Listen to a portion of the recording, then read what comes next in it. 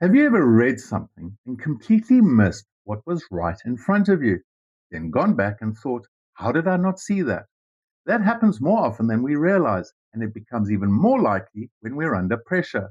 Because when we are rushed, distracted, or emotional, we don't really read. We scan, we assume, we fill in the gaps. And here's why it gets interesting. Your brain isn't trying to be accurate, it's trying to be efficient. It takes shortcuts. If something looks familiar, it treats it as familiar, even if it's not. This is how automatic thinking works.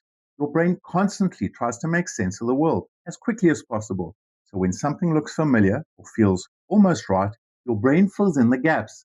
It assumes instead of checking. And most of the time, that helps us move faster. But online, that shortcut can be dangerous. Let's look at a scamming example. Look at this, paypal.com. At a glance, it looks like PayPal, but that's not an L, it's a capital I. Now read this, Amazon. Most people see Amazon, especially when they're rushed. They don't notice the R and the N sitting close together because your brain fills in the gaps. It doesn't check every letter. And that's exactly what scammers rely on. Not just what you click, but what you don't notice. You receive an email. The logo looks right. The wording feels familiar. The message makes sense. So you don't analyze it. You accept it because your brain has already decided this looks legitimate. And when you combine that with everything we've covered, urgency, fear, trust, speed, now you're not reading carefully, you're skimming. And that's where the mistakes happen because the scam isn't always obvious. Sometimes it's one letter, one link, one small detail hidden in plain sight. So what do? Slow down, look twice, not just at what it says, but how it's written.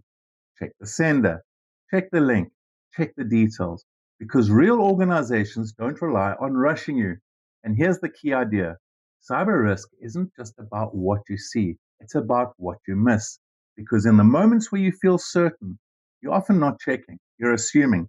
And once you become aware of that, you stop moving through the digital world on autopilot.